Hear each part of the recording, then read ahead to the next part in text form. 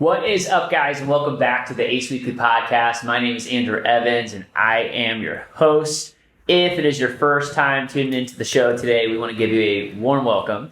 And, of course, welcome back to all of the Ace Weekly family. We really appreciate having you guys as listeners, having you as part of our audience, and most importantly, having you a part of this movement, because that's really what it is. And Ace Weekly is a podcast, but it's really a way of being. It's choosing to be an ace in your life, which is someone that actually executes and exhibits leadership in their environments. I think most of our society and culture today is just a product of all the stuff that's happening and going on in the world. And most people are being influenced by their environment rather than being the people that are influencing the environments that they are in. That includes your community, that includes your company or your vocation, that includes your family or your city or at a national level. That is what being a leader is about. It's about being a person of influence. And this podcast, Ace Weekly, is a leadership, influence, and consciousness podcast. So,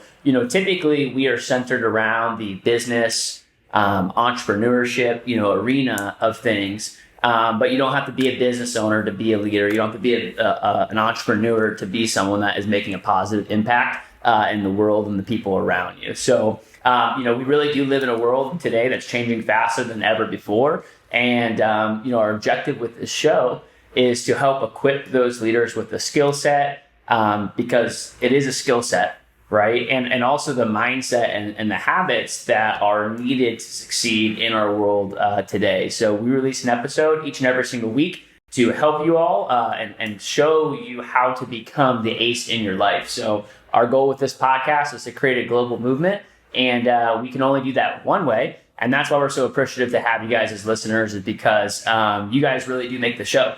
Without you all, we wouldn't have a show. There was points in this podcast where we thought about stopping it. Just hearing all the messages and the overwhelming support, and really the way that you all pay it forward. And so if it's your first time listening to this, if it's not your first time, you're pretty familiar with what I'm about to say, but there is a cost, there is a fee, associated with this show. And that's just that you pay it forward. Kind of like when you go in the Starbucks line and someone buys you, a coffee, and like the best thing to do is keep that trend going. And so that's what we ask, is that if you take away value from this show, is that you take this podcast and you share it with one other person that could also be impacted in a similar way. And that's our ask of everyone as listeners. And that's how this podcast has started. That's how it's continued to grow. It's one of the reasons why this is one of the top business podcasts out there right now. And we're really appreciative of everything that you guys are doing. I'm super excited to be able to kick off our show today. We're in South Florida right now. Took a little trip out of Mexico, and I could not come to South Florida without getting a chance to stop by and see our co-host, Luke Paseco. Luke, welcome back. Glad to be back. It's been a while since we've recorded together. Yeah, I don't actually know how long it's been. Since we've actually recorded together. We might have released one, but it's been a bit. It's been a bit, but we're back, and holy shit. There's been this might be the rabbit hole podcast. There's been a lot of stuff that's happened since we last chatted. Actually, funny thing is, we did record. I remember we recorded like the State of the Union podcast, talking about a lot of the stuff that was going on back when they were passing the first or second absurd stimulus package that we now have see the ramifications of, but we talked about it like a year ago. At the time, we recorded it, and it was going to be one of the first episodes of season 2. And one of the things we talked about in that episode was this episode will probably be irrelevant in a couple months from how much other stuff was actually going to happen. It was. And that is exactly what happened. And so we didn't even release it with the show because it's just, there's so much that happened in between that time, between when we recorded it and we were actually going to release it. And we're like, this is almost completely irrelevant right now. It's like, what we were actually talking about. But I think there's a whole lot of stuff that we could talk about today. Since we recorded that one, I think we're on the brink of World War III. Will Smith just slapped Chris Rock, which for some reason is bigger news than World War III right now. All right, by the way, for the record, real or fake? I'm in between. There's a lot of... We've diagnosed the footage, and I almost want to believe it's real. I don't know. I've got a couple different theories going. My first gut take was that shit's real. Yeah, for sure. That was real. That was real as hell. I was in that team was real for the first 2 days for sure. Yeah. And then I also saw a bunch of people posting about it being fake, and I'm like, you guys are crazy. Yeah. And I'm like, look at it, like over-diagnosing. And I'm like, yeah, he leaned in, like yeah. They had like the full break analysis. They're like, Will Smith is a trained stunt double actor. He knows how to pull punches. Look at his feet. His feet didn't move. It ain't real. Now, by the way, for the record, if there's any person that could execute something at such a high level and great acting with a lot of emotion. Two of the world's best actors. Yeah, they can do it just fine. If they wanted to, they could have obviously pulled that off. And it is the Oscars that no one was watching and paying attention to, which is the funniest thing about it. Is like I don't even think a single soul knew that. No one was actually watching it live. And then yet the next day, like the only thing that you could find on the internet was Will Smith, like Will Smith memes. So I don't know, man. I don't know if it's real or fake. What do you think? I mean, a couple of things going on. First one I looked into is Will Smith's debated background in Scientology and it being a Scientology ritual. This is a fun rabbit hole. This is a fun rabbit hole. But he did start a school in California. He paid millions of dollars to start a Scientology elementary school in California, where one of the core classes was on L. Ron Hubbard's Dianetics, which was interesting. So what does that have to do? Well, I kind of there's a thing in Scientology called tone setting, I believe it is. And so Will Smith is a Scientologist. It's debated. It's alleged. It's alleged. There's a lot of started a school. Yes, exactly. So if you look it up on the internet, it's going to say, "Oh no, clearly he's not." But he started a school for Scientology. Like that's. You don't do that. I'm not out here starting any schools for Scientology. You don't even start regardless of whether you would classify Scientology as an actual religion, you just don't even also start if you're a Muslim, you don't start Christian churches. You just even if you're an atheist, you just don't start a church. Period. There doesn't happen. Yeah. So there's this thing in Scientology where if you're wronged, you have to physically. Basically impose your dominance, right? And slapping's a big way to do that. And if you don't, then someone that's higher ranking within it will come do it to you, right? And so that's basically, if he didn't, then, I don't know, Tom Cruise or somebody was going to come and screw him up. Tom Cruise. I mean, well, there's a lot of reports of Tom Cruise doing this too on the sets of Mission Impossible where he just berates these people that are working on set and everything. Have you heard about this? No. Oh, no, he's the biggest dick in the entire world. Everyone knows that. That's public knowledge that he had to come out and apologize and everything because he just treated everyone on set like shit. Just because when something goes wrong, he has to somehow impose his dominance, right? And kind of establish his superiority. And it's called tone setting. It's like a ritual within Scientology that they use. Yeah. And so that's what I saw. Was a lot of when we're getting some weird stuff. We talk about rituals and stuff like that. by the way, Hollywood is just ridden with weird cultic rituals. Cults are everywhere. Oh yeah, they're everywhere. Fraternities, sororities are basically cults. Like I said, we were both in a fraternity, but the roots are cultish. I wouldn't say people in fraternities are not going into it for the cult. Let's clarify that. Yeah, the roots back in the day. The actual, but there's rituals that you do in fraternities and things like that. And those are small level groups. Those exist in really high prestige universities and prestige families and organizations like Hollywood. And there's not just one or two. There's tons of stuff. There's the Freemasons. There's all the ones that people know about, and then there's also all the ones that people don't actually know about. And there's all sorts of public rituals and things like that go on. What I saw about that was the what's the name of the disease his wife has? Alopecia. Yeah. So this is the other one this is the one that convinced me more that this could be fake. So this is well, before we get into it, when most people say that it's fake, they're saying the Oscars staged it to increase ratings, which could have a play in it because Hollywood's all in bed together, Right.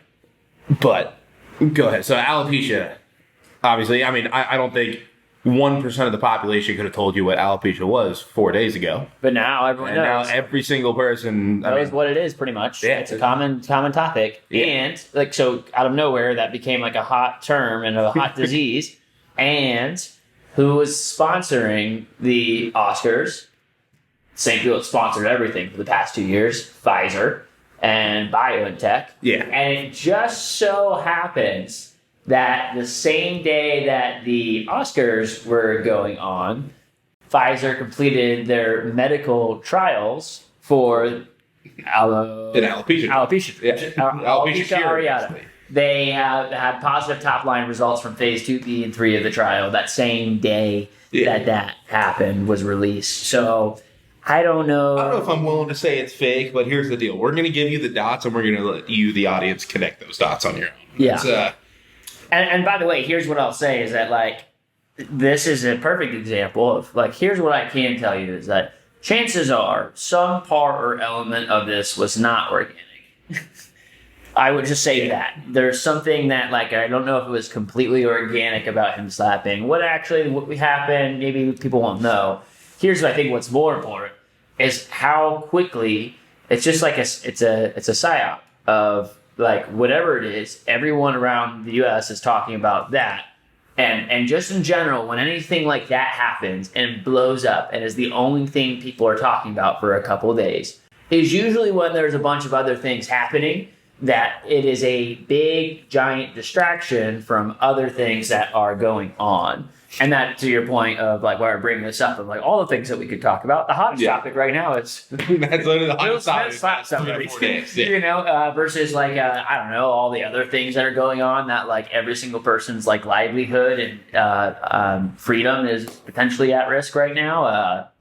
You know, millions of people are being persecuted around the world, and none of that is hot topics as much as. So anyways. So that's one thing. Since we last talked, and that's just in the past couple days. Right. So, I mean, on top of that. What else has happened? Yeah, on top of that, we honestly have Russia, Ukraine, and then the fallout from that. But the fallout from that is what's not really being talked about, which... Gas prices. There's gas, which, yes, we can blame it on Russia. Okay, by the way, so, all right, 2 things that are funny. If you don't know, so I moved to Mexico back in November, and I just want to state for the record so that every American is aware, I filled up an entire big-ass SUV, the whole tank, for $40 in Mexico 2 weeks ago. So when you told me that, that blew my mind. So, well, and that was I blew my mind. I was like, wait, how much is gas? And I was like, it's only $40? And I was like, what? And by the way, mind you, it's an hour flight from Miami is where I'm coming to, like, directionally. So when we're talking about analyzing world trade and things like that, here's what I can tell you. Shit has nothing to do with Russia. And it's a American policy problem, not a international trade problem that's causing inflation. I mean, it's also just, like, use your brain. Like, look at gas prices, a chart of them over the past year. You know, basically, I'd say over the past, I don't know, like 6 months or so. And then also look at, like, when the Ukraine-Russia conflict started, right? There is a little bit of a spike, for sure, but they've been going up for 6 months straight. Sure. You know, it didn't just... Yeah, it was well before that. It's like, what happened these past 2 weeks is what's caused past the 6 months of increase in prices. And here's so I was actually... I was getting gas in another city in America, and I was with somebody, and we were, like, having this whole joke because you split up the SUV, and we were trying to make sure it hit $100, like $100 for a tank of gas, and it stopped, like, right at $99.50. We're like, fuck. Just come back tomorrow. No, so he literally kept squirting it until he could just, like, get it to 100. Anyway, it's a joke. And then there was this girl that was with me there in the car while we were filling up the tank, and I didn't know her that well, I remember her saying to me, she's like, oh my gosh, she was complaining about the gas price. She's like, these gas prices are crazy, but, you know, if it means sticking it to Russia, then I'm all for it. Fuck Russia. Fuck Putin. That's literally what she said. Her rationalization behind the gas prices. They're literally rallying people behind it. They're like, hey, pay your dues by paying more gas prices, and this is how we get Russia. That was like, they're like, hey, we're going to stick it to Russia. I'm okay paying higher gas prices if it means screwing over Putin. F that guy. And I was like, wow. Like, and it was, the thing is, like, what I noticed about it was that it was so, like, emotionally charged and, like, heated. I was, like, just sitting with her in the car. I was like, holy shit, whoa, where did that come from? And I was just like, meanwhile, it's just, and I don't know what is going through people's heads where it's just like, what she was really exhibiting in that moment was hatred towards Russia as a country, the Russia, primarily Putin, but just Russia in general was like, she literally was like, I hate Russia, F them, you know, and so like my first like, and meanwhile, it's only 2 weeks after this conflict started. And like my first question, like, it's just like, first off, there's so many people in the country that feel so emotionally charged and connected to an issue that, number one, has nothing to do with them. And number two, quite frankly, they literally know nothing about. Like the amount of people that are so emotionally charged about the conflict, and they don't even know a single Ukrainian or Russian person. Before this even started, they probably couldn't even point out Ukraine on a map. Yeah. And they care. They have so much, like, it's okay to care about something, but having so much like emotion, tie to something that like we don't know the full picture or full story on, and there's so much emotional charge towards one side of something. Yeah. And it's just like, this is where we're at in society of like, hey, if you just read a history book, is anytime we start isolating groups of people, it's like we look back and we're like, how in the world did the Holocaust happen? How in the world did we just lock up a bunch of Japanese people, you know, and just start doing, how did this group of people get persecuted? It's the same damn World War I, World War II, every single thing was every the same single time. It's fear-based. And it's get mad at a certain group of people. Yeah, this group of people, the Japanese, the Jews, the unvaccinated, the blank, like whatever it is, it's like this group of people, like you're experiencing pain right now. All your prices, you're losing money, inflation's going up, all these things, you have all these problems, and it's this group of people's fault. Yeah. And people are mad and frustrated about the problems, and then they are programmed and manipulated and convinced to believe you have these problems because of this group of people. And that's where you should point your energy and frustration towards, and you should be mad about it. Yeah. You know, so it's just like the whole, I mean, again, I just think like the way that you lose is when people, just in lots of things too, we talk about this all the time, but the polarization of our world right now is like anytime that we try to pick a side, you lose. Yeah. You know, you lose. Like we lose as a collective community when we divide people and tell people pick a side. And if you're not on this side, it means you're on the other side. It means you're, right? Exactly. If you don't choose this side, it's silence and violence. If you're not with us, you're against us, right? Versus being like, hey, actually, I just I don't stand with Ukraine. I don't stand with Russia. I don't stand with any entity. I stand with the community and people. Yeah. Both those guys. Oh yeah, I was gonna say I stand with Ukraine and Russia, the people of Ukraine and Russia. Yes, and not the top. Yeah, exactly. Like, and just but if you look at both sides of the top, the way that we have put Zelensky on a pedestal is really fun. Actually, I want to preface this podcast by saying I'm Ukrainian. Like my last name is Maseko. It comes straight from Kiev. Like I'm very Ukrainian. My whole dad's side of the family, all straight from Ukraine. And so when this first happened, I was absolutely one of those people that was emotionally charged. I remember calling you and I was like, dude, like I can't work today. Like this is crazy. Like, yeah, and then, and all it took was a little bit of research. If I didn't preface that, people would maybe accuse me of being a Russian sympathizer. It's not because I side with the Russian side. It's just, you gotta stay neutral and kind of look at the information because on both sides at the top, like a lot of people just don't understand how it works, and so it's the same. And that's all the people that are so I stand with Ukraine and let's donate money to them, all this other stuff too. It's like like you don't even know any history about Ukraine. Like it's all a lot of the people that are so strongly feeling about this are like people that are like the rights activists and all that. The same group of people that we're talking about are the ones that are the most charged up. About this. It's really, like you just call them the emotionally charged. Anything about like human rights in Ukraine? Well, it's funny, like gay people, like all those things and stuff like that too. That they're aligning their identity with a country or something that they don't even like know background history or like if Ukraine, if the things that happened in Ukraine and the way they ran their country was even remotely present in America, it would be a firestorm. Yeah, I mean, if you simply look into the corruption at the top in Ukraine, it's one of the most corrupt countries in the world. But before we go into that, I want to take a step back and give you guys a 1-minute version of the history of the oligarchs within Ukraine and Russia. I think this is something that a lot of people don't understand, and it's affecting my favorite soccer team, Chelsea, right now, which is kind of annoying. Do you know about that? I actually don't know anything about it. I got a minute here to get this across. So I'll learn something today. Yeah, so when the USSR was disbanded, the Russian oligarchs came in, and they were the ones that privatized everything, took advantage of all things that were formerly public, owned by the USSR, and now privatized, right? And they made a bunch of money off that. There were 20 of them. And then they said, okay, we need to put someone in power that's going to help us really stay in power. Like behind the curtain, we're the Wizard of Oz, we're the ones that have the power. Yeah, like every government. Yeah, so they put this guy Putin in place. I'm like, all right, cool. So Putin, you work for us. We don't, that's how this is going to work.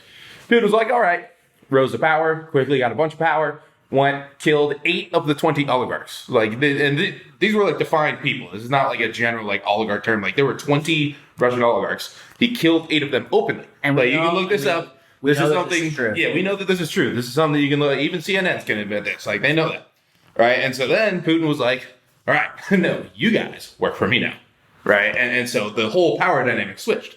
And so a lot of people think these Russian oligarchs are on Putin's side. They are not. They hate each other.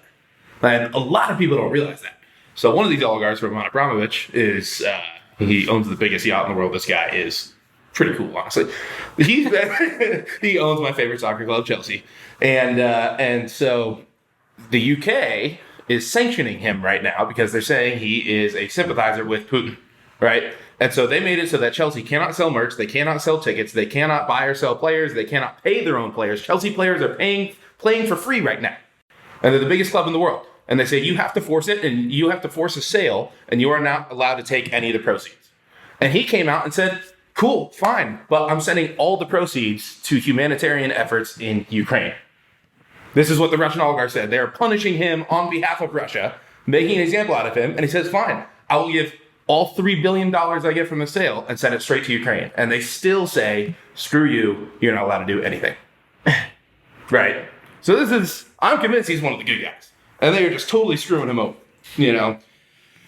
So that's my personal gripe on how it's affected my favorite soccer team. But it's important that people understand that dynamic. And Putin put into power the government that is now, it's a proxy government set up in Ukraine. Right. Which then breeds corruption. And then they actually installed a new government, which was put in by none other than, basically, you can follow the strings and put in by the United States of America. Right. And not just the United States of America, but there's people on both sides who are specifically the warmongers. The ones that put them in power are essentially the ones that profit most from the war. Yeah.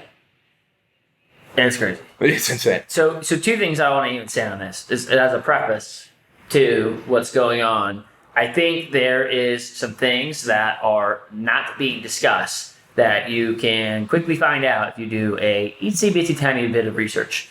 That will not be covered on the media or the news or anywhere.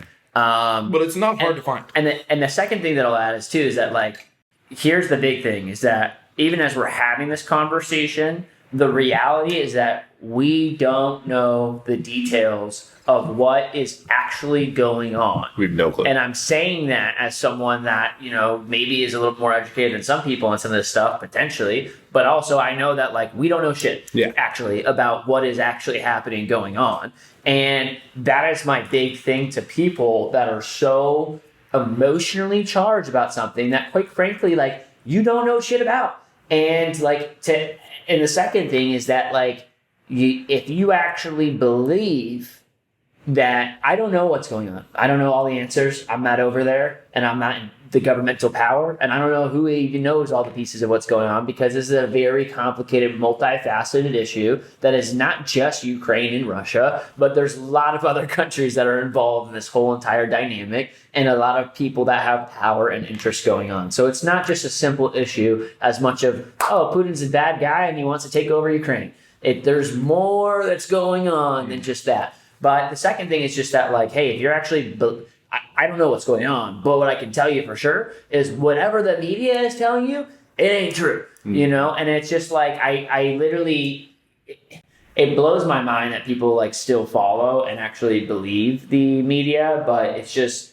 like, yeah, I'm sure the media is telling you the truth this time. Just like they told you the truth about Afghanistan, just like they told you the truth about Vietnam, just like they told you about the truth about Iraq, just like they told you about the truth about Syria, Libya, Cuba, Ecuador and Venezuela. Like literally, look at the past 60 years of American history. Every time we've invaded a country, there's been some sort of war. Not once, not one time has the story that the American people were fed Received at the time was actually accurate to what was actually going on. And sometimes it was a little bit off and a little bit manipulative, but the majority of all those times and instances that I just mentioned, what the narrative was like the complete opposite of what actually was going on.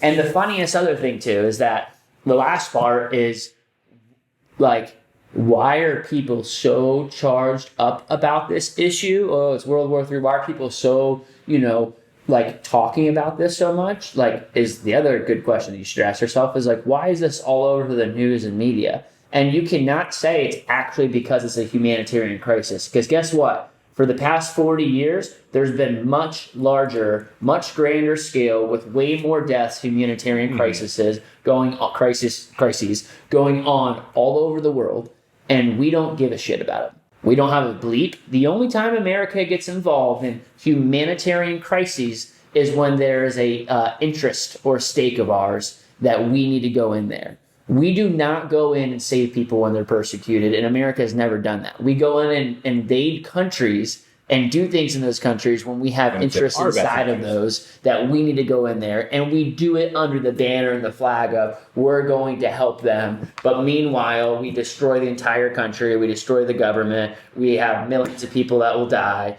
And like, again, even too, it's like literally, I saw this, like, it was just a meme of like every single flag of all the countries that America's dropped bombs on in the past 5 or 6 years, and it's just like a smiley face of like someone there. It's like America dropping the bombs like Syria, Afghanistan, Iraq, blank, and then it's like Russian flag drops bombs on Ukraine. It's like it's like, not that that's not something to not be angry about, right? Like, it is. Right. It's just like the point is but that it's hypocritical. It's hypocritical. It's a double standard. And if you can't see that there's something else going on here that you don't understand or don't know, that there's more to this story that you're being fed. And if you actually believe this is just like, a humanitarian crisis and Russia's just a big bad guy and Ukraine's the most innocent place in the world and they're just coming over to take over and we need to stand with them because it's the biggest humanitarian crisis in the world in the past 20 years. Like, there's been Holocaust going on in China for years now. Yeah.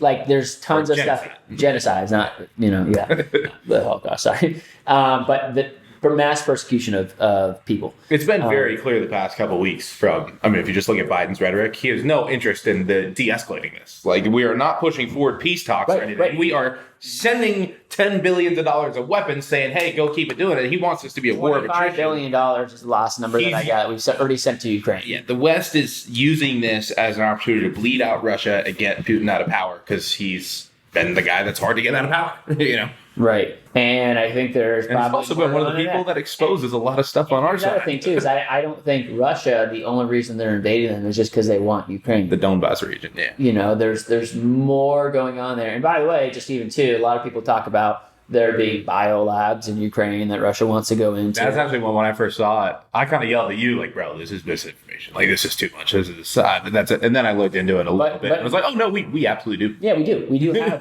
them in both. And the places where they're bombing and taking over are the exact spots where we have them. Literally, if you look at the bombing map and then the biolab map. And I don't know. Now, here's the deal. That's one of the things I looked into. And I'm like, okay, cool. I see that. I don't know what it means. I have no clue what that means. What that means is, but the point is that the U.S., Ukraine, and Russia all have intelligence that's not being given to us. And what I'm saying is, like, there may be something more where, and just for the record too, Putin came out at the end of 2021 and said with his another government official and said, like, they have reason to believe that there is a high likelihood. This was what he came out and said. He's like, we believe that there's more than a 90% chance that the U.S. is testing biological weapons on the border of Russia inside of Ukraine and inside of biolabs. That's what they came out. This is 6 months before they ever actually invaded. And to your point, like, our leadership is obviously not doing anything to escalate it because if you can't connect some dots, they want this to happen. And just like they wanted every other war to happen, just like after 9/11, we wanted to go into Iraq, even though Arabians are the ones that bombed us. We said, oh, we need to go into Iraq. Now, because they have weapons of mass destruction, which were not found ever. But we're And we fed came up in and there. emotionally charged. We're like, sure, Yeah, it had yeah, nothing exactly. to do with oil. Definitely not the oil. That is not why we went to war. And dude, it's the craziest part is like it's not even slightly covered up. That's why it's crazy that people can't see the stuff. Yeah. If you ask people are asking Biden, people are worried about gas prices. They're gonna keep going up. What? Yeah. They're gonna keep going up. Hey, It's like people, you are can worried people are worried about food shortages. It's gonna happen. Dude, they tell It's you. gonna They happen. tell you. So the food shortage. Dude, that's They crazy. tell you what's going to happen before it happens. Here's what's coming. Look out for this in the next couple months. Hold on. Food Before you say it, like what you just said is so important for people to hear. Is every time they tell us what is coming before it actually comes. They speak it. They literally tell you to your face, there is going to be food shortages. Gas prices are going to keep going up. We're going to have inflation. We want to get some other stuff that's coming. Yeah, I mean, World Economic Forum. Yeah, the World Economic Forum has come out and said to be ready for cyber attacks. And then it's not. So then, I see that from the World Economic Forum. And just a heads up, the World Economic Forum is essentially the Antichrist. I will say that, no joking, 100% certain. Like, they are arguably the worst entity on the planet. Right up there with FIFA and the NCAA. They're also terrible. They just exploit people, though. They're not nearly as bad. It's a topic for another time. But then the head of the NSA the director of the NSA, has recently come out, and this is a direct quote. It said, "It is only a matter of when, not if, that we will see something traumatic in terms of cyber attacks to our entire society." And Right. so It kind of reminds me of when they started telling us 3 to 6 months before a pandemic started that it was only a matter of time and that a pandemic was imminent coming. It's kind of like when Bill Gates came out and said that like 3 months before the pandemic started, or, kind of reminds me a little bit of that. Of telling people, hey, we're going to have a world pandemic. It's imminent. It's just a matter of time. Right? That was a weird 3 to 6 months before the pandemic started. cyber attacks is the scariest thing. So, this whole thing is threatening nuclear war, but what we're really seeing right now with our sanctions on Russia is an economic war. The sanctions we've placed on them is essentially an economic nuke, right? Like, the ruble is absolutely in shambles, more so than the US dollar, which is also in shambles. Also, along with the entire world currency system is in shambles. So they have basically laid an economic nuke, and we are fighting now economically instead of physically. There's this little war in Russia or in Ukraine that is representing all of it, but this is all an economic war. And then what is coming is the cyber war. And the cyber war, I talk about fear mongering. I actually am kind of scared of that one. I'm jealous of you being in Mexico on that one. That is the thing that I looked up that I was like, oh, that might be why Andrew moved to Mexico. Well, and by the way, for the record, like halfway, that is the reason. Here's the thing. We were talking about this too. Is like in America, if people are like, oh, food shortage, whatever, you don't understand how bad that's going to get.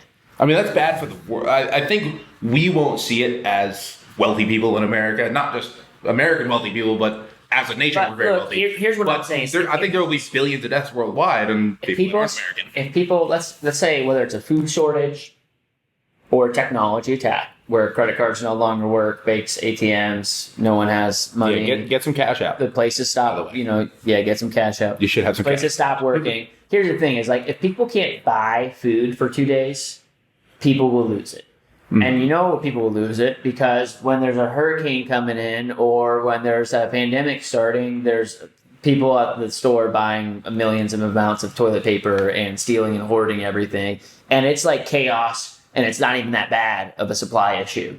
You're telling me like when you literally can't get anything for 2 days, dude, there's going to be shootings that day. Mm-hmm. Like literally that day in America, people that's a thing. In other countries, they probably are maybe used to it sometimes, not having, like, if this was going on in Cuba, if they couldn't act through, they're like, that's fine. We'll wait till Tuesday. We'll wait till our bread tomorrow. That's a normal Tuesday for some other countries. But here, there'll be people like they can't get their freaking coffee and bagel by noon. They're shooting people. Yeah. It will just instantly, people will lose their minds. They don't know, especially Americans, don't know how to deal with like that type of chaos or stress, or like go from their current way of life into another way of life, and it will be complete pandemonium as soon as one of those things happens. Mm-hmm. And to that point, like, you know, that is a little bit of why. I mean, like in Mexico, here's the thing: the Mexican government is corrupt. Mexico is a generally, like, just in government control, it's corrupt. Here's the thing, though, is that Mexico is not that organized. And, like, they're not, like, that country is not organized enough, in my opinion, to be able to come in and, like, institute some level of, like, regime or extreme power. Like, I mean, they can't. They just don't have that much power. But just not. That's really what it is. Yeah, exactly. They're more corrupt on the surface level in their general day-to-day practices, but they have so much less power. America, whose general structure of how our country is created in our laws and the way things are, you know, set up, at least at the surface level, our checks and balances. Surface level is perfect. At the surface level, it's a very free, it's a great system. It's a, you know, relatively safe system here. And also, here's the thing: is America has an absurd amount of power, more power than almost any entity in the world. And the other thing is that Americans can do whatever the fuck they want. And that's one thing that I've learned, especially as I've networked and started to meet more affluent people, and knowing that, like, you can go your whole life and be good. And if one day there's a person in a position of a high power in America and they want to fuck you, they can. And there's literally nothing.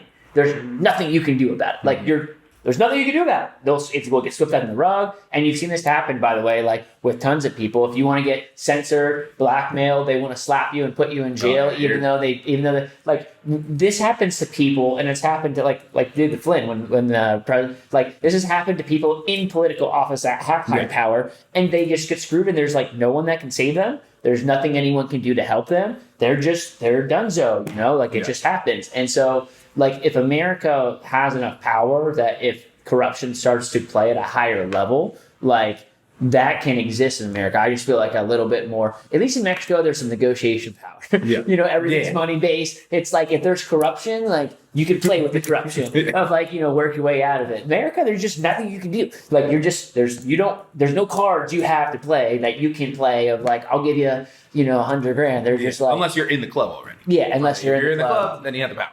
To begin with. And I think as we're saying all this stuff too, I really, you know, this is a leadership, influence, and consciousness podcast. So, you know, I think there's some more stuff to talk about here. But, you know, before we get into more of the weeds, I think of some of the stuff that's going on in the world, I think, like, the biggest thing for people to take away from this is that, like, number one, like, in general, you need to be prepared. You can't live in fairyland. You can't act like our way of life comes at a cost. Living in America, being free, comes at a cost. And there's a cost that lots of people paid over and over and over again to be able to create the lives and the freedom that we have today. You know, it's like I saw someone talking about, like, all the people that are like, I stand with Ukraine, and, like, standing up for them to fight for their freedoms, just spent 2 years sitting down willingly giving away ours. Yeah. You know, it's like and that comes at a cost. Freedom is not free. Freedom is expensive. And first thing I think is just, you have to be prepared and understand that, like, yes, we have created and preserved a great, you know, way of life for so many people that we don't have to worry about food shortages or supply chain issues, or, like, we are so blessed, and like real, like, you know, people talk about privilege. Real privilege is called American privilege. Real privilege is being able to go to the Olympics and being able to, like, say I hate my country in front of everybody, and, like, protest and say my country is oppressive and stuff like that in front of a grand stage, and still represent that country, and not go home and be killed, and not go home and have your whole entire family already killed and crucified, or be exiled from the country. Because that's what would happen in most countries if you did that. Mm-hmm. That's real privilege, is that we can talk about emotional problems and issues. That doesn't even come in most people's framework. Like, that, the idea of an emotional problem, or how something made me feel, like, we're so blessed that, like, we're not actually thinking about physical, like, how do I live or survive problems, that we can think about emotional and physical well-being problems, and how people in society are making each other feel. And we're blessed for that, and that's great. But, like, the reality is like, that might not always exist forever. And my hope and goal is that it transforms to something even better than what our society and culture currently is, because there's a lot of opportunity in it. But I think it's smart to be, as a business owner, as a leader, if you're in a family, if you're like as a part of a community, to be thinking the right way and be prepared, and just like general stuff. Like, I mean, there's a bunch of different things that you can do in that notion. Be aware. The second thing, though, is just like the way, like, fear is the biggest tool that is being used right now. And if you look through society and culture, every time there was a mass persecution of a group of people, every time that there was a war that has started, like, the biggest tool that people use is fear. And the thing is, people are rational people until they're afraid of something. Right? Just like, again, people are like chilling until they can't get their food, and then all this fear comes into their system. They go into fight or flight mode, and all of a sudden that rational brain doesn't work so rational anymore. And when people are afraid, they don't think in normal, logical ways. And what's been happening for the past 2.5 years, and also really longer, but since the whole pandemic, which just disappeared. Well, by the way, just for the record, go watch like the video that I made like 1 month into the pandemic, where I said everything that ended up taking 2 years to happen. As soon as people stopped caring about 1 month into the pandemic, I was talking about exactly what was going on. We had like a couple weeks where people stopped caring about COVID, and it was pretty cool. Everyone's like, all right, I guess this is over. But then Putin invades Russia, or Putin invades Ukraine. It's like, wait, hey, like they're like literally sitting in their CNN meetings, like, hey, people aren't really afraid anymore, and it's like, okay, hey, everybody, look over there. I mean, here's something else for you to be afraid about. And what we're doing is we're just saying, hey, you're the good guy, you're the bad guy, go. So we can like that's what we did. Yeah, exactly. And I just think the way that you lose is playing into the fear. It's the same thing again. Like, the way that you lose is picking a side. The way that you lose is being a target of manipulation and getting and being afraid. It's like, how did the Nazis take over in power? It's like the way it was called fear. People that would have normally stood up for what they believed in and stood for another side, they didn't, because they were afraid. The people that, normally probably wouldn't have gone, oh, this group of people is bad and causing all the problems in our society, would have never thought that way. They ended up thinking that way because they were afraid. And so just in general, that's the same reason all this COVID stuff, that's the same reason we've given away our freedoms, is we've given away power and personal freedom because we are afraid, and someone comes in from the top and says, you should be afraid. Don't worry. I'll fix this for you. Mm-hmm. Just give me your rights. Yeah. Just turn over your power to me, and I'll take care of you, because you should be afraid because you're going to get screwed unless we come in and fix this problem for you guys. So pay your gas price. Yeah, exactly. So I just think that's the big thing is just as a person that is a leader in the world, like, you have to be somebody, like, you just can't play into the fear game. You can't play into the fear porn. And that's all that, like, the news and media is doing. It's just 24/7. Fear is what gets reviews. Fear is what gets people popping. It's the easiest thing to get animosity and get people going. It's not through happy stuff. It's through fear. It's fear mongering. And that is our country especially, but like, that's the playbook. It's the playbook. And that's what the funniest thing is that, like, it is, people are so, like, when you're in fear, when you're in a fight or flight state, right, which so many people's operating systems are just in right now, like, you can't see clearly. And there's like such obvious stuff that's going on that people are so blind to, because they're so blind to their fear. Just like even with the election stuff too. Like, the only reason Biden's in office right now is because people are so afraid of the guy that said mean words. Of like, I'm so scared. I have so much hate. I'm so afraid. And meanwhile, everything they were afraid about has literally transpired and continued to kind of, like, literally everything you guys were worried about is like what has now happened because of you like, there's a blindness, like, there's a sheet over people's eyes because they are afraid. You can't think straight clearly. And so, like, my bidding is don't play into the fear. And if you also are just keeping your eyes slightly open, you could pretty easily see that this is the same playbook over and over and over and over and over and over and again. And it's not like the same playbook for the past year. We've been doing this for 30, 40 years. Like, it's not even, like, even with the COVID and then right into the Ukraine-Russia thing, or into the race riots that happened, in the middle of COVID, when COVID stopped for a month in July in 2020. And that's all we cared about. Yeah. It's like, it's the same playbook. It's like literally verbatim of like, okay, change up the word, change the character. It's like if you read the same story 4 times, but you just change the characters in it. Mm-hmm. I mean, and change the year and the date, and it's like, hey, it's the same story, but here's slightly different characters. And here's the sequel. Here's the sequel. It's like the same movie that you just watched in the last one, but now the kids are grown up and it's different people, and it's the same shit again. But people like, it's so obvious. It's so like obvious, but people can't see that because they're blind, because they're afraid and they're being manipulated and being programmed by the influence and culture and society that we have going on. I think we talked about the Rogan stuff on the podcast, or you might have talked that. We talked about it on the other one. Yeah, no, we've had this conversation, but the second that they started coming after him was right when he started talking about the concept of mass formation psychosis. And that is literally all this is. That is the playbook. It's mass formation psychosis. And here's a good rule of thumb. If you want to take some real value away from this podcast, take note on this real quick.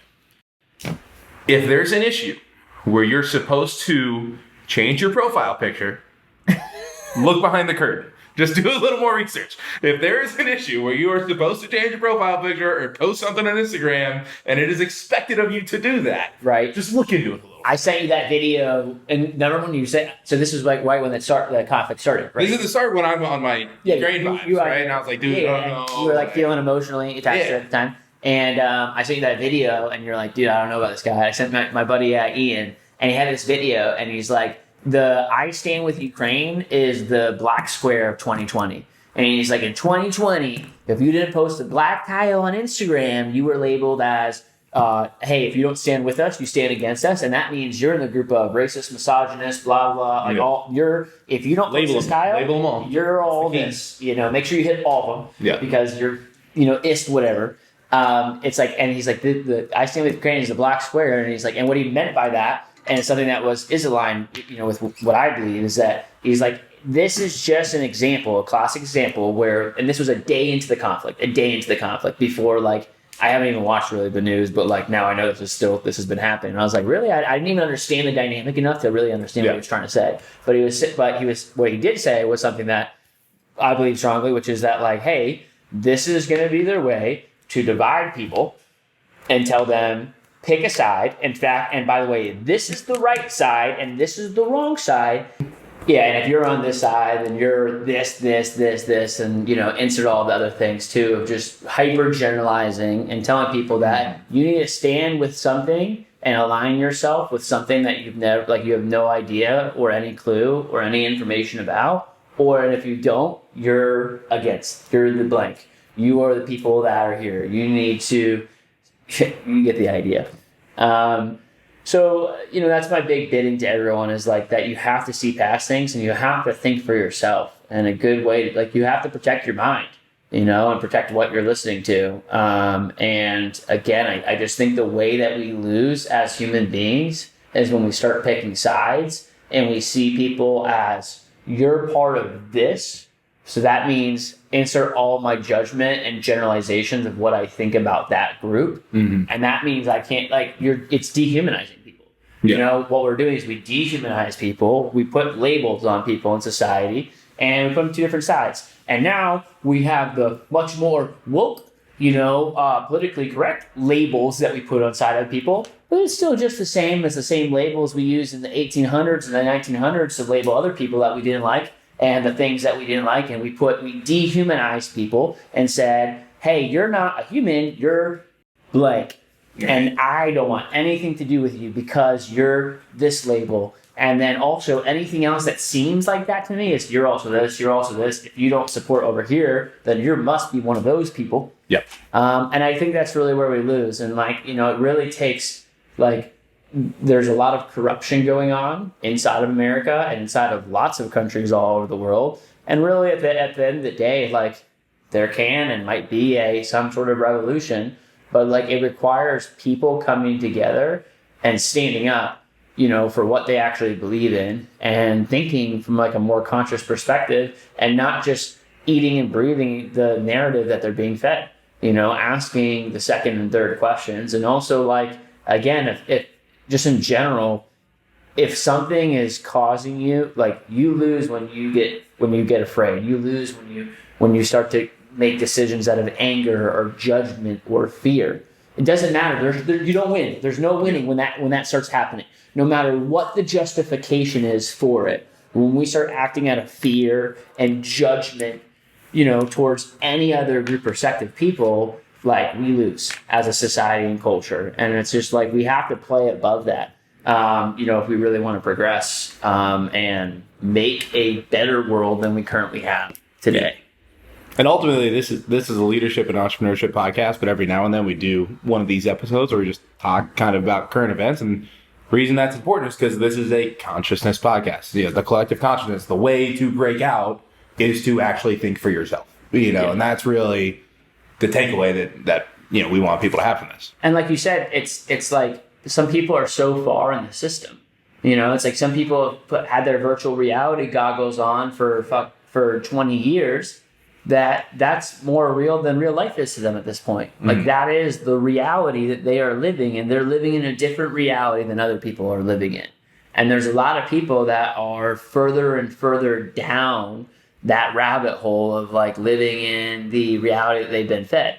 And like, for the record, like this programming stuff, the news, this is not the past 2 years. The past 2 years is a culmination of what has been happening in the background for the past 50 years at least. And this stuff, by the way, I don't know if it goes back further than this. It probably does, but in the 40s and like during the World War II and the Nazi scientists, like, this was part of what the Nazis were cooking up in their labs. Their plans was all about programming and controlling people mentally. It was all about, how to, it's psyops, how to, what was the word you used earlier that Joe was talking about? Mass formation psychosis. Mass formation psychosis, how to manipulate people's mind, control them with mind control. Then, by the way, what happened after World War II ended? Well, guess what? America took over all the Nazi scientists, and we took them into NASA, and we took them into the CIA, and they took them down to South America, and they took them into other countries. And then what did the CIA do in the 70s and 80s that came out? They spent 20 years experimenting and testing for mind control. And that is fact, by the way. You can look that up. Operation Mockingbird. There's MK Ultra. MK Ultra. They were doing testing for years, and then what happened is eventually Congress found out that this was happening in the background. I think it was like in the 90s. And then they said, hey, CIA, that's bad. Don't do that anymore. And they said, okay, yeah, we'll stop.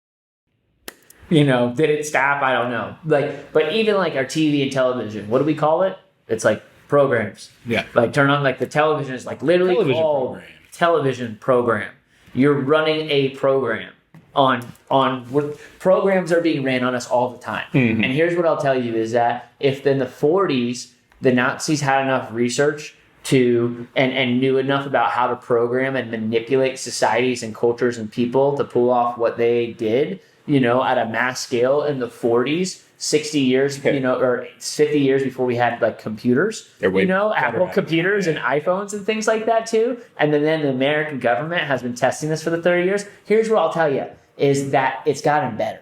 Okay, whatever they know, they were pretty good at it back in the day. And I'll tell you, over the past 70 years, like, their results have probably increased. Their ability to do it and their ability to do it more discreetly without people ever even realizing that they're being programmed is at a much higher level. Yeah, and exactly. I think it's just, you have to be aware that there is a war for your mind. There is a war for your heart and your soul and your mind. And the easiest way to lose that war is just to not even know it's actually going on. Is to be in the fairy tale land where you're not even consciously aware that you're being manipulated. And that's when a manipulator is really good. Because it's one thing to manipulate someone and they know they're being manipulated, right? Which happens a lot. It's another thing when people are being manipulated at a degree so high and they aren't even aware. They think that all these choices and all these decisions are my own. I don't have any type of manipulation or influence, and I'm not talking about from some media perspective, like even in a business relationship, like that's manipulation at its highest form is like they were manipulated to do something and they don't even realize that they had any sort of influence or manipulation. They think all these ideas and thoughts are my own. but they're coming from somewhere. And a lot of times they're being given to you, not being formed on your own.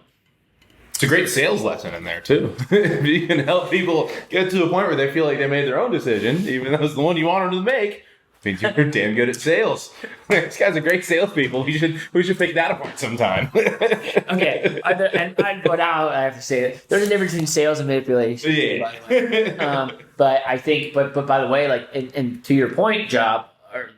Hey, Job, Steve. We got Steve Jobs in the podcast shows. And to your point, Luke, Job. Wow. All right, we're just gonna leave that in there. Do you know a job?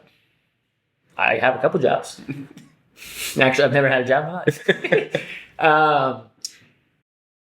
To your point, Luke, anyways, leadership and both sales are like, if you're a good leader, like, dude, I think sometimes the difference between them, I don't know, what is the difference? Between leadership and manipulation is what we just talked about. Getting someone to make their own decision, thinking they're making their own decision, but it's really what you want. The difference is with leadership, you are getting them to do that, but it's in their best interest.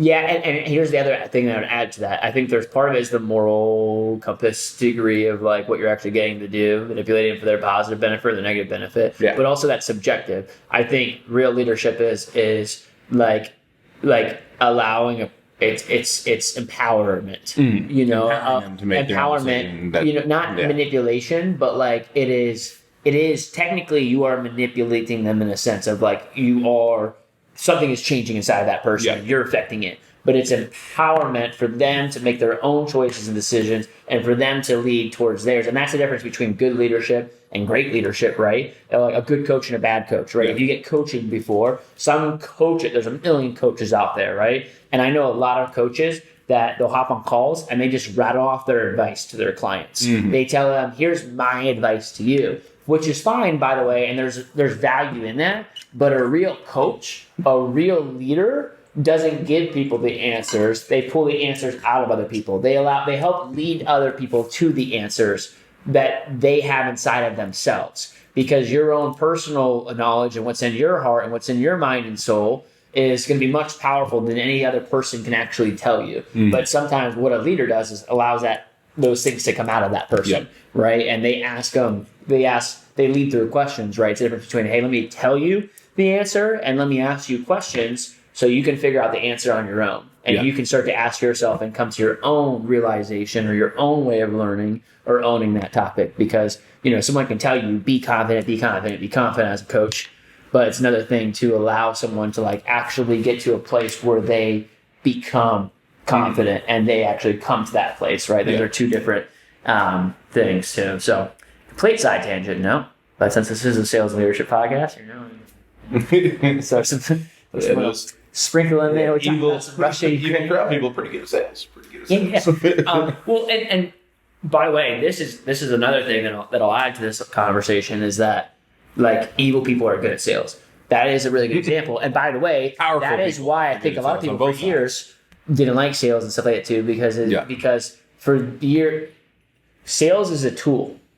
Mm-hmm. Okay, a lot of the things like the biggest lie that we've ever created in our society is that we don't live in a spiritual world.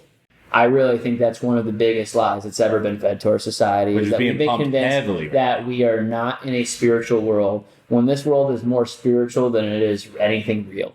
And regardless of what your actual beliefs are in that arena, here's the thing is like smart intellectual people or people that are atheists or don't believe in any outside power or anything, which is fine. But here's what I will tell you is that all the people that are in the highest positions of power that run the world all believe in this stuff and they all practice it, and then they tell you to not believe in it because it's not real, it doesn't exist. So all that weird like cultish stuff that we're talking about that goes on, regardless of what you think or not, like there are things that are out there that exist, and there are tools out there.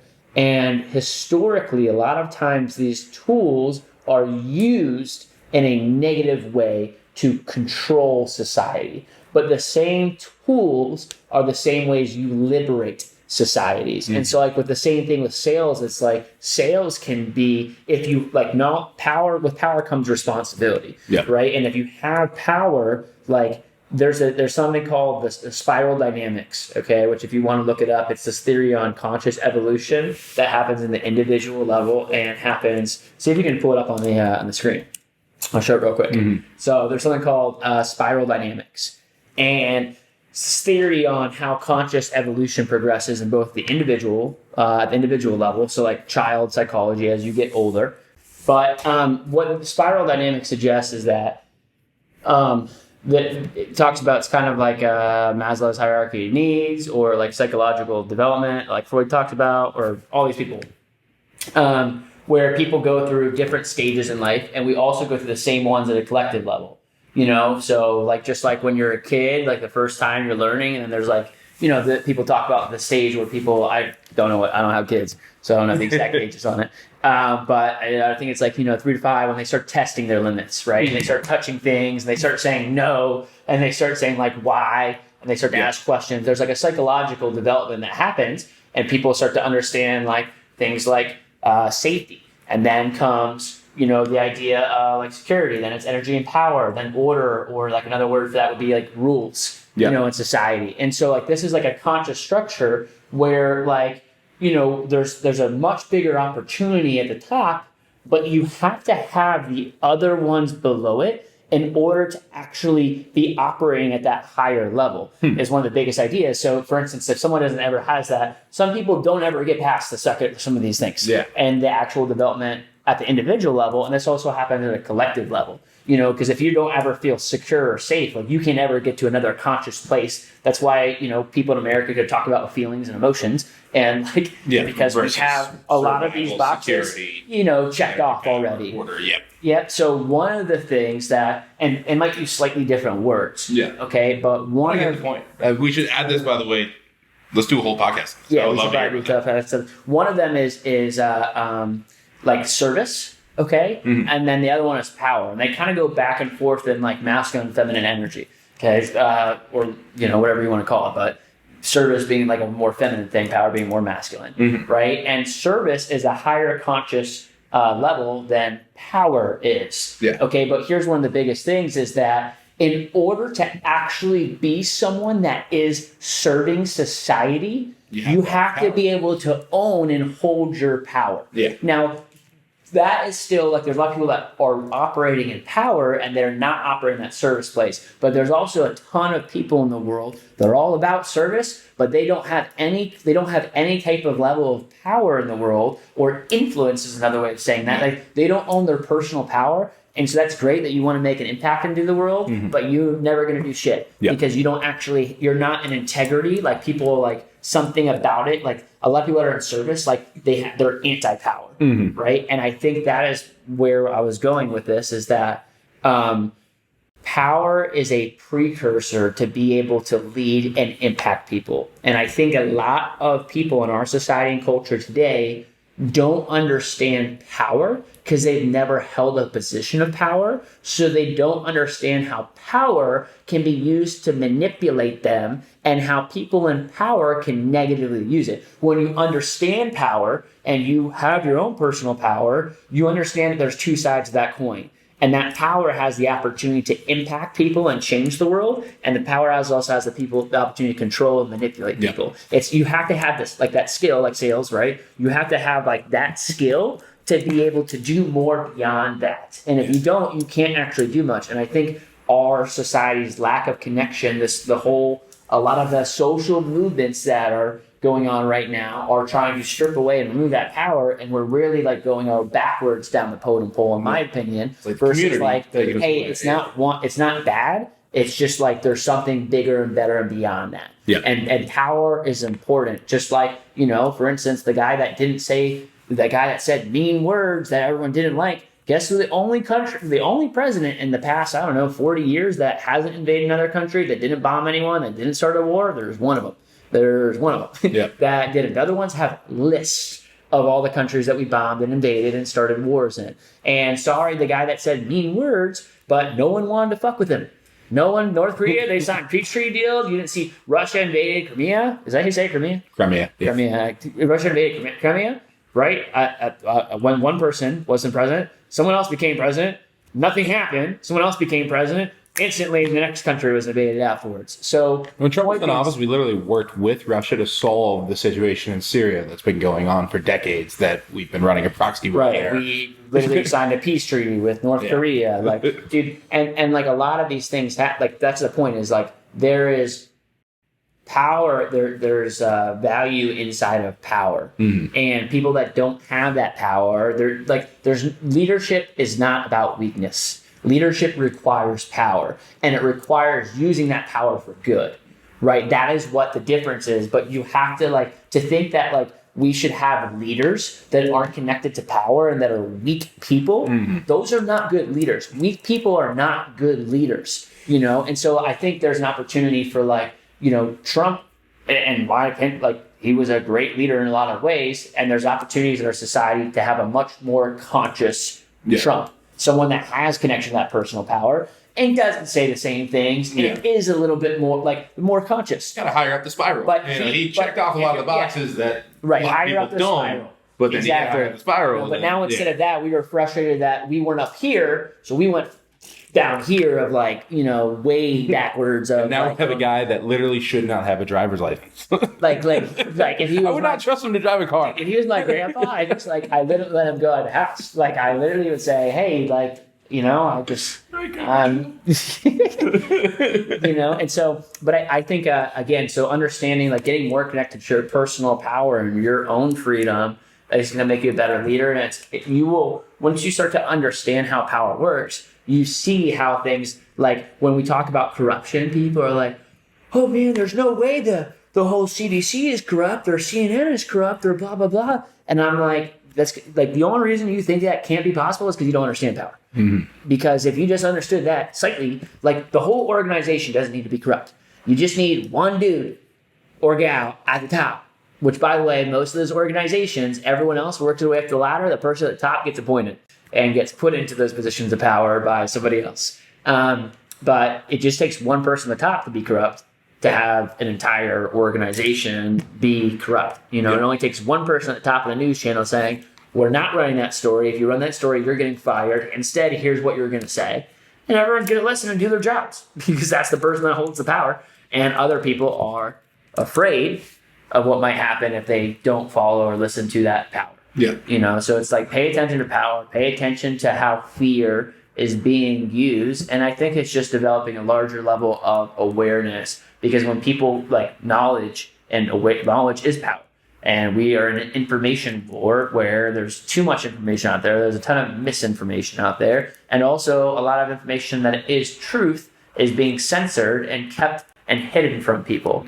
And so, being a little bit more aware of what's going on and understanding that things aren't two-sided, they're multifaceted. And my general rule of thumb that I've talked about many times on the show is that anytime there is an issue that is a two-sided issue, the answer is probably somewhere in between. And that's what you have, is that you have people that are on different spots of this conscious spectrum, right? So it's there's an issue and they're talking about the power side and they're like, this is what it needs to be. And other people are talking about the humanitarian and service side, or the masculine or feminine, and so they're like, no, it's this is what's important. And the reality is that neither one of those are the answer. If we go down this road, these people are right and a lot of this shit's gonna happen. And if we go down the other road, these people are right of you guys are going to get way more damage trying to protect and be nice and save people if you don't make these choices and decisions or protect this, right, and institute and use power. And that's so many of our dynamics today: capitalism versus socialism,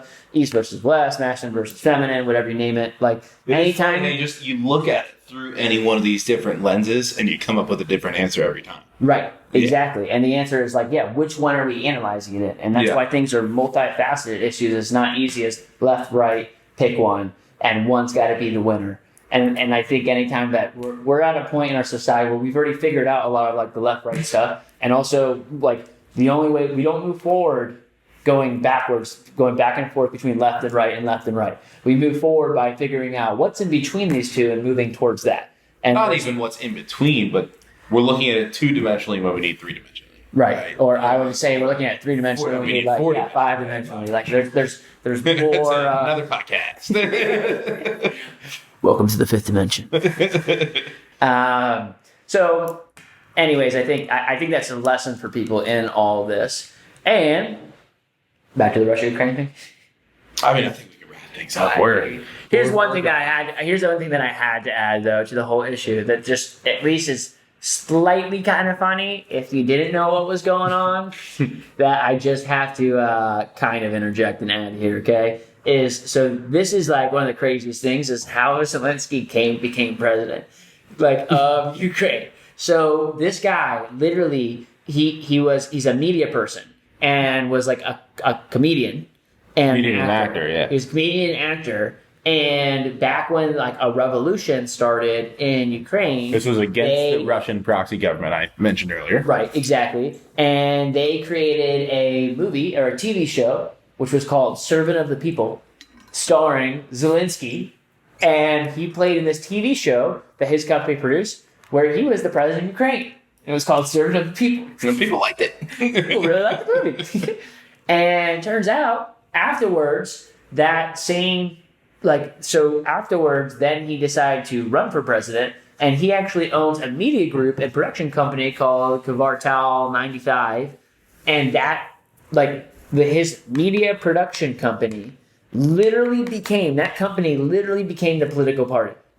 Like the same company that produced that movie ended up becoming the political party in the same name. Like the same way that we have like the RNC and the Democratic Party institutions. That is the actual institution, like incorporation. Yeah, that's his political party. I did not know that. It'd be like the Republican Party, or like the what's a new The party? GOP. Yeah. No, what's like a newer party that would come out, like the Green Party or something. Yeah, like that. yeah. It'd be the equivalent of like someone came out and it's like the name of a movie that everyone liked last year, or the production company that produced the movie, and that is the name of the political party. He ran off of that and then won like a 71% populist vote or something like that. Crazy. He got put into power years before that. And like again, I think without getting to all the details and stuff of what's going on, like again, there's probably a lot more that me and you have talked about that we have. I wouldn't even say we know, but at least we have done research on and understand certain things potentially to be the case of what's more going on underneath the surface.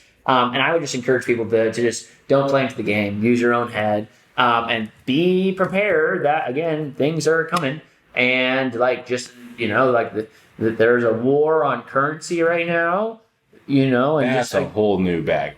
Yeah, that's a whole new bag. International currency crisis is insane. Here's also, too, what we did when we banned this stuff on Russia and China. Like, we basically just said, hey, guys, go make your own currency. Mm-hmm. like that's basically what we told them is like, hey, do you guys, I know you guys have been thinking about removing the U.S. dollar as the world reserve currency. And, and we just printed off, $3 trillion and devalued everybody's money for the past couple of years. And, people are already kind of fed up with it. But, now while we're at it, you guys don't be able to use the dollar anymore, so you're going to be forced to make your own currency. Let us know how it goes. Yeah. And it's just like that. There is it's a controlled demolition of our society, and it's starting right now economically. And yes, and I think if you do a little bit of research, you can find the plan. And I think some of this stuff is easier for us to see because 10 years ago, literally over a decade ago, everything that's happened the past couple of years, I read about 10 years ago.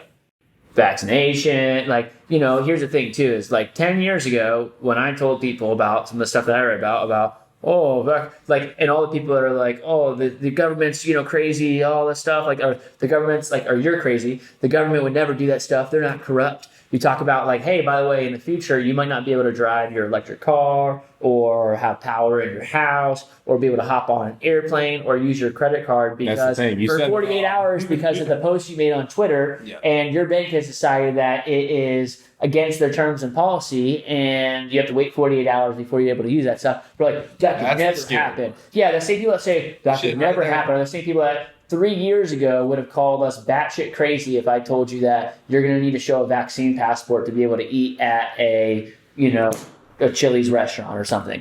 That those people would have been oh, that's great. That would never happen. Yeah. But a lot of this stuff, there's been people that have been talking about it and saying, hey guys, this is what's happening. This is the plan. It's coming for 15, 20 years. Mm. And like, it was crazy for me to read about that stuff, and I'm like, those are conspiracy theories. I don't know if I really want to play into that. I'm not going to let myself dwell on that. Kind of forgot about them, but like watching the past 10 years and being like, damn, all those conspiracies turned out to be true. Like every single one of those, like Crazy how that works. the tinfoil hat guys are really killing it right now. They're really like, and it's just like, how did they know all that stuff was happening? Like, well, you can still research, and what I'm saying is, right now, the same stuff, like you can see people go, like watch the World Economic Forum.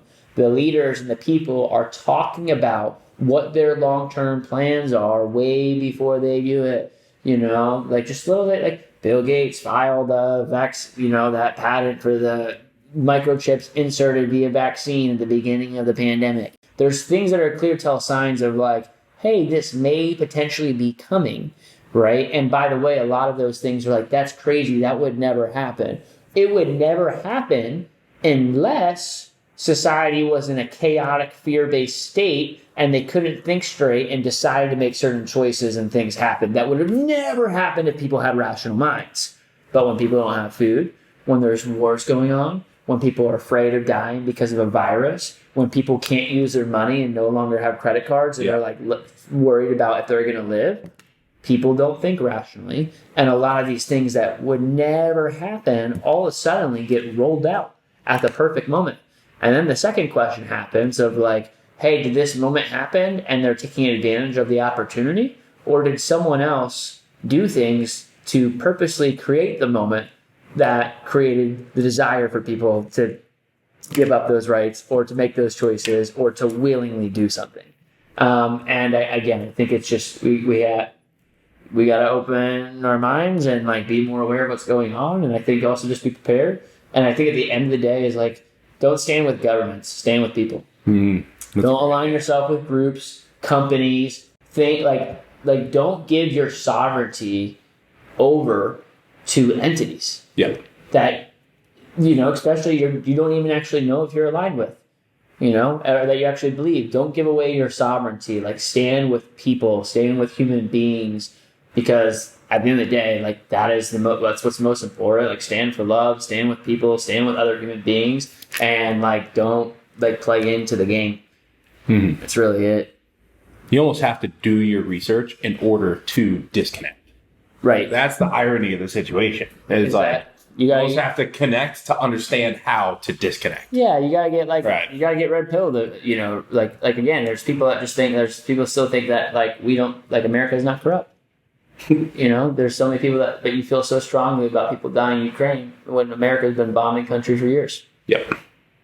And it's just like we turn our head away from information that doesn't support the narrative, and eventually you have to go, okay, maybe there's something more here for me to explore and look at. And then also, by the way, if you do fall down the rabbit hole, there's a trap in there too of getting consumed by what's actually going on. It's knowledge is power, awareness is a power, and then you walk away from it. Yeah. It's like it's good to be aware, and you don't spend your energy on things that you can't control. Right. And so that there's a lot of things that are going on that like me and you and just average people, like we don't have power over, we don't have control, but you can make decisions about how you want to choose to live, how you speak out, how you use your voice, how you interact with people, how you take care of people in love and society. And that's really the answer is that it's like, hey, being aware of what's going on and then choosing to live a life and giving energy to what you can impact and what is important. It's not about what you're running away from, it's what you're moving towards. And a lot of people are moving towards things that they don't realize because they've been manipulated to move those. And so you have to kind of go, wait a second, actually, this is what's more important. This is where I want to be moving towards. This is what I don't want to be playing into the fear energy. I want to be playing into something different. I want to be playing into building a better future, into love, into something that is more empowering and exciting for culture and people all over the world. And that's what it's all about.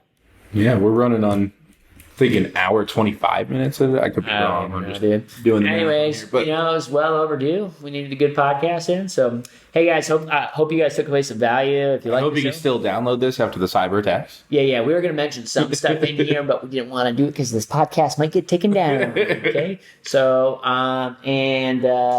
I don't know, the more and more I speak out about this stuff, if, you see anything that says I'm a racist or something like that, if you Look for the Instagram misinformation tags. Yeah. Look at my posts. Isn't it funny? Okay, side note. I'm still shadow banned, by the way. By the way, funniest thing ever, I have like 60,000 followers or something like that right now. Dude, I literally sometimes get like 200 views on stories. I shit you not. Yeah. Like, I literally got more views on my stories when Yours don't even pop up on mine when I anymore. had- You're my best friend. I check all your stuff. Yeah. And they don't even, you're not I don't think on the front page.